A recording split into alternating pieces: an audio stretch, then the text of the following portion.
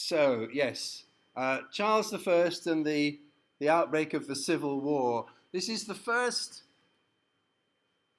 big European revolution. It's interesting how England seemed to be in the lead with the social revolution of the Civil War, two revolutions, depending on how you think about it, in the 17th century, then the Industrial Revolution and the British Empire. England seemed to be very much in the lead, and that's probably why you're sitting here today, and I might be teaching you in German or French or another language, or it might be a completely different setup. But somehow Britain got it into the lead position, and in its social kind of the structure of social events, this was the first of the big European revolutions. And it involves Charles, the son of James, whom we talked about last week. He's the only English king who actually lost his head.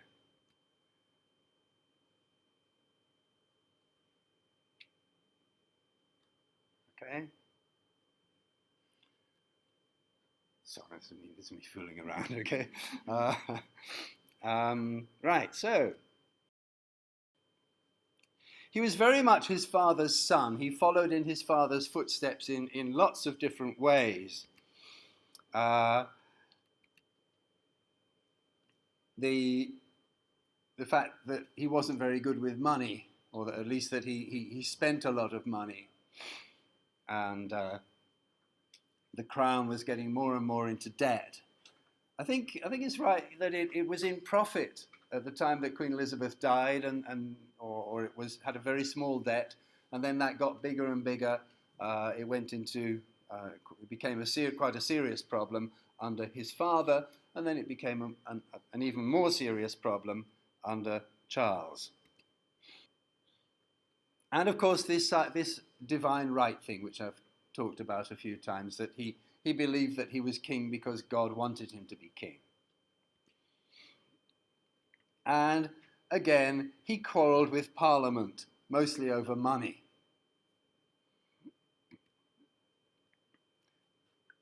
And finally, like his father, he took his position as head of the Church of England seriously.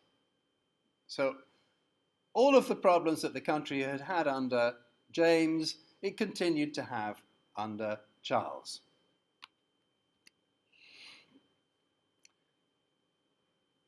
And the big difference, really, I think, would be that Charles got involved in foreign wars. His father had avoided getting into those wars as much as possible. Charles jumped in, and of course, those wars would cost a lot of money. And on top of that, mostly, he lost. England lost. I mean, so a lot of money was thrown away on fighting wars that were lost, which would not help to make him popular. But hold on. I think there should be something saying that person who killed him was regarded as a hero. Did that come up? What have I done here?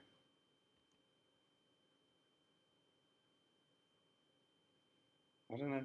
Can't see it, but there should be something saying that the person who killed him, instead of the public saying, "Oh my God, we've got a murderer here," the public said, "Well done." Okay, he became a popular character for killing Villiers, because the public was also, like the Parliament, upset with Villiers' mistakes. I thought I put that up there somewhere, but it doesn't seem to be there. Okay, Charles and the people. He was not a very good people's man. Oh yeah, here it is. Sorry, the murderer was widely considered to be a hero. Okay, that's a little bit that I thought it was on the previous slide. And then, of course, we've got the Spanish match, his plans to marry a Spanish princess, and that ended very badly when she hated him. You remember we had that last week. And so altogether, he wasn't doing very well in his public image, and he married the French princess, who was a Catholic, and that wasn't all that popular with the people. After the burnings of Protestants by Mary and the Gunpowder Plot. And the other thing that he did to make himself unpopular was finding all sorts of non-parliamentary ways to raise money.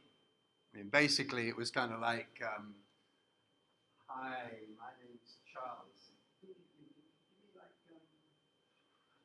59 yen. Yeah.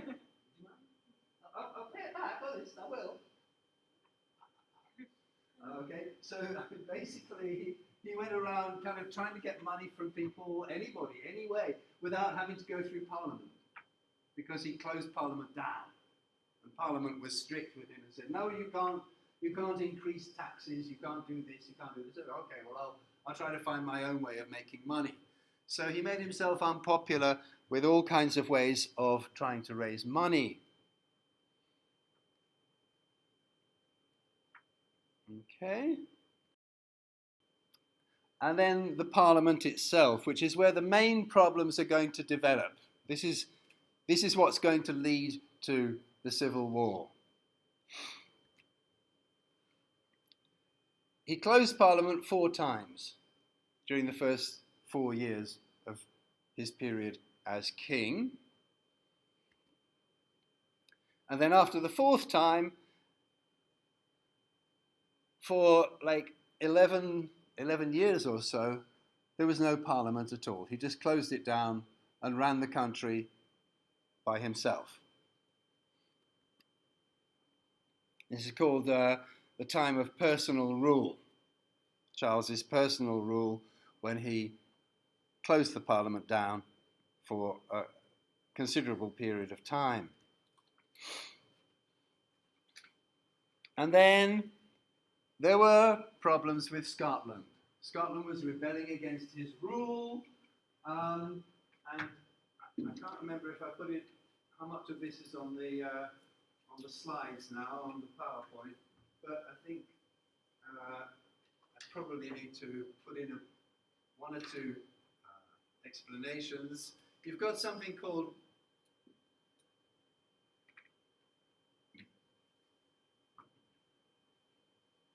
Presbyterianism, and you've got something called Episcopalianism. A couple of horrible words that you will need to remember. Okay? Presbyterianism was the Scottish church structure. Okay? It's a more egalitarian, I'm going to use the technical word, egalitarian, less hierarchical structure.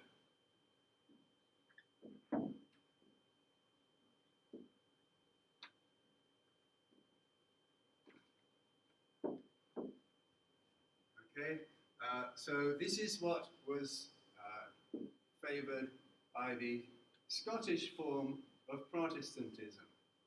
The English form of Protestantism was basically following the same kind of structure as the Catholic Church, with strict church hierarchy,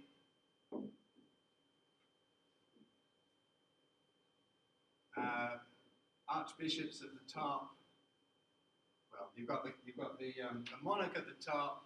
Okay, it's a very strict hierarchy with the monarch at the top, archbishops,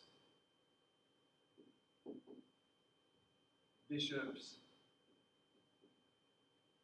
Okay, regular clergy.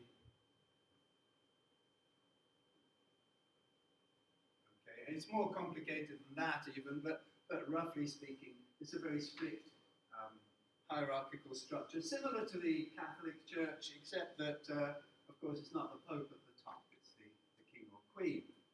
So this problem with Scotland mostly came from the fact that James was trying to tell Scotland that it had to have this English Episcopalian structure. So this is going to become important again later on in the Civil War, Episcopalian and Presbyterian. So I'll introduce these words to you now. So anyway, he's having problems with Scotland, and the problems are mostly because he's forcing Scotland, the church, to have the English church structure, which the Scottish people don't want. But he needs money, okay, to support his action in Scotland. These are called the Bishops' Wars because this structure of bishops, with archbishops, it's a bishop structure, having archbishops and bishops over the regular clergy. Scotland didn't want that structure, so the wars were called the Bishops' Wars because he's trying to force Scotland to have these kinds of bishops and things which they don't want. Okay? So the Church of Scotland has always been a bit different from the Church of England.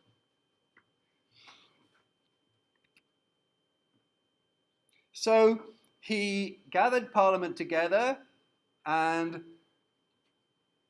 tried to get them to agree to let him have money to fight against Scotland, to fight against the Scottish people who didn't want his system of bishops in the church, his Episcopalian system.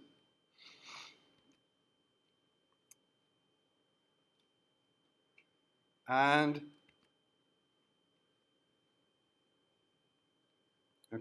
Charles wanted Scotland to follow the Church of England with its organisational structure based on bishops, that's Episcopalian, using the Anglican Book of Common Prayer. But Scotland wanted a different kind of church structure, and so the Scottish people were rebelling and then openly making warfare against James, and he wanted money to sort of pay for an army to fight against these people. So he called Parliament to see if they would give him money.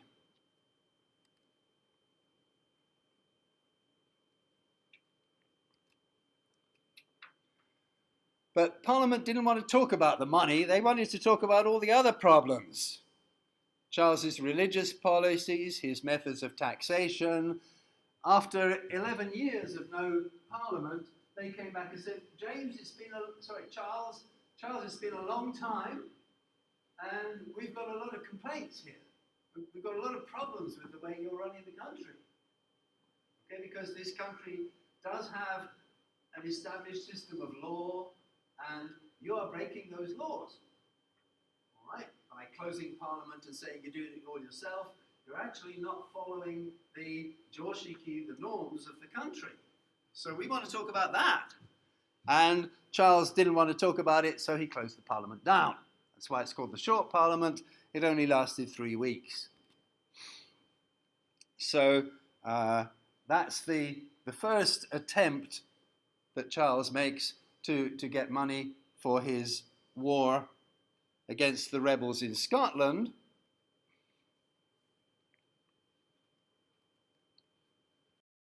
And then we get the Long Parliament, which is his next attempt. So the short Parliament hadn't solved anything. There was still a financial crisis, so he needed to call Parliament again. And this happened towards the end of the year in November. And there's a minute, sorry, I have to change that. It's not supposed to be William Lord, L-O-R-D, it's supposed to be William Lord, L-A-U-D. I don't know why I just had a blank moment there and spelled his name wrong, but Lord was the Archbishop. He was leading, or he was the lead, among the archbishops as well, there was the sort of leading archbishop, the Archbishop of Canterbury. And this man was William Laud, and he was very unpopular with the more Puritan, the more strongly Protestant people, because he punished them very severely. And Parliament said, look, basically this guy, what he's doing is, he is running a kind of government inside the church. He's making the church into a kind of replacement government. He is taking away what should be our job, and he's making it part of, he's taking government into the church. He's running a kind of government inside the church structure. And it's all illegal, and he shouldn't be doing it.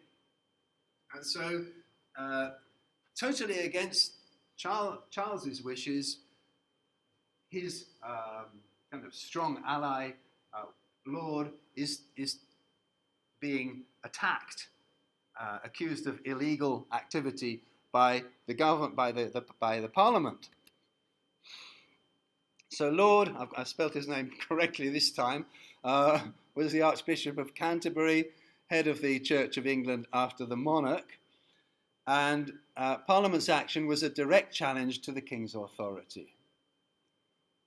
So, of course, this is a big problem for Charles. He didn't want or expect such an action from the Parliament. He just wanted them to let him have money to fight his war.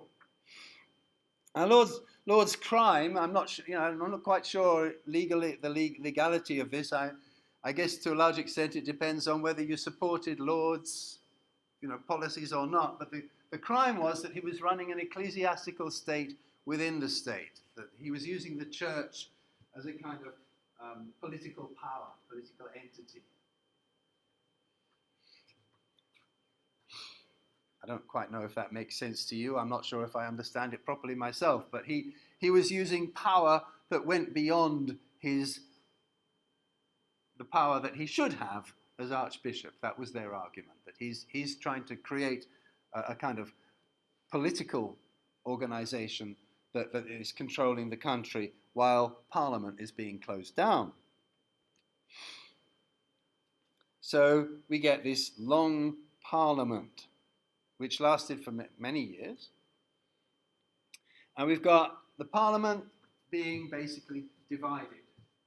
On the side of the king, you've mostly got the House of Lords. Not all of the House of Lords, but most of the House of Lords. For some reason, English Protestantism was not strong, not strict with the high class people. They were allowed to carry on being quite Catholic, quite close to Catholic. And here's James with a Catholic wife, moving the English church in quite a Catholic direction. What we came to call it like high Anglican, which is very close to Catholic.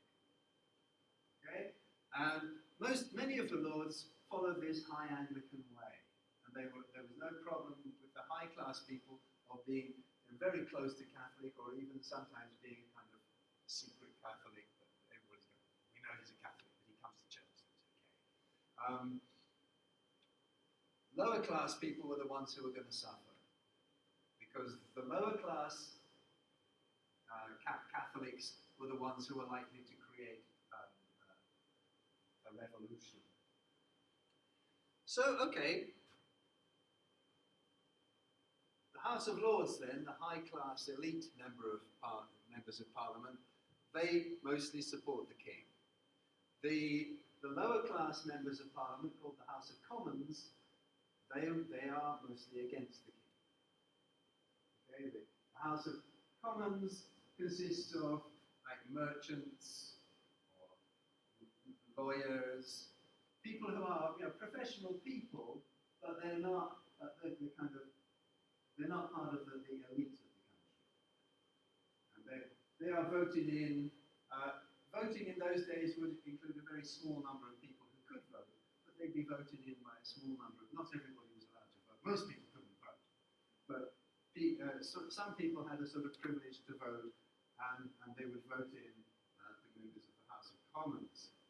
Whereas the members of the House of Lords, they had that kingly, they had that privilege from a long time ago. It's part of their family privilege, or else the king gave them a special privilege.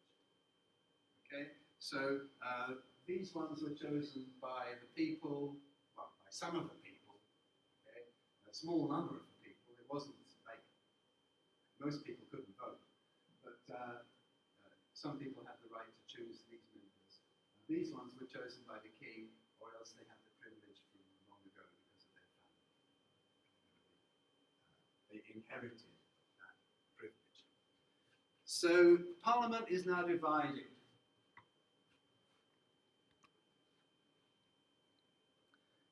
And another person becomes impeached. This is, I don't know the historical truth. And I think historians debate the historical truth. What was Lord Stafford doing? He was kind of in control of Ireland, and he had raised an Irish army, and what he said is, I have raised an army here in Ireland ready to go and fight against the Scots. Okay, in these bishops' wars. But Parliament said, he's raised an army in Ireland, and he says it's going to be to attack the Scots. We're worried. Maybe he's going to use the army to attack us. Okay, he's going to come down here and attack the English Parliament and completely change the status of the country by basically driving the parliamentary organization out. So they were very suspicious of what Stafford was doing, raising an army in Ireland. So they also decided to impeach him and to take legal action against him. Now, Charles could see that this was really serious, that Parliament was very serious here. So he betrayed Stafford. He said, "Okay, you can have Stafford. Just leave me and my family alone." Okay. He signed Stafford's death warrant, and Stafford was duly executed.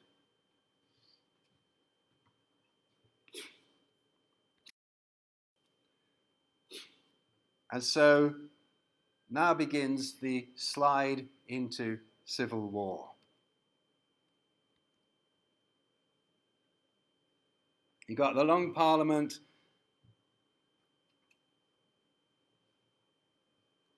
saying, okay, we're here now, we're the Parliament.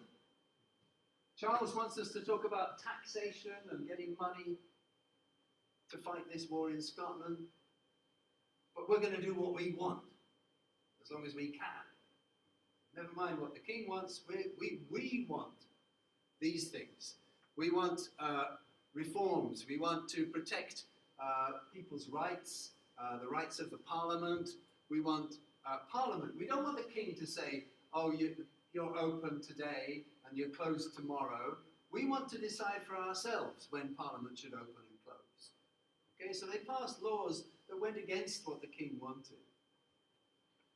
They started making reforms against the king's wishes. And then, on top of the trouble in Scotland, there starts to be also trouble in Ireland. There's two countries that inside the area of the king's concern. Ireland is having a rebellion, and Scotland is against this principle of Episcopalian rule. So again, the question of money, how are we going to stop Ireland? How are we going to do this? Again, the question comes up. But instead of listening to the king and his requests for money, instead the Parliament gave him something called the Grand Remonstrance. 150 complaints, a list of sorry, we're not happy with you because number 1, number 2, number 3, number 4, right up to number 150. Okay?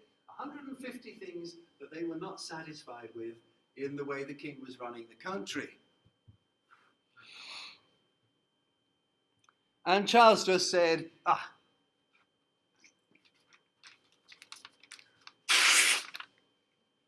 don't care about that. Okay, he tore it up and threw it away. All right, he wasn't interested in the grand remonstrance, keep it.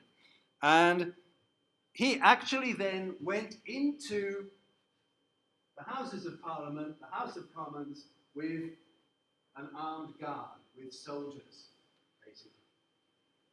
Okay? It had become physical. It had become physically violent.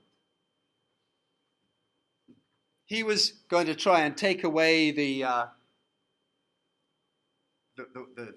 leaders among the politicians, but no. They knew. The politicians knew that this was going to happen. So they'd already gone somewhere else. And now we've got an open fight going on between the government, between Parliament, mostly the House of Commons, and the King. So when Charles sees that he can't arrest those politicians and that they're too quick for him and they knew what he was going to do, he thinks, oh my God, I'm in danger. So he ran away. He left London and he went to Oxford. And Oxford is going to be the sort of centre of his base during a lot of the Civil War period. So he's starting to raise an army to fight against the Parliament. And that's how the Civil War begins. Okay? That's how it gets started.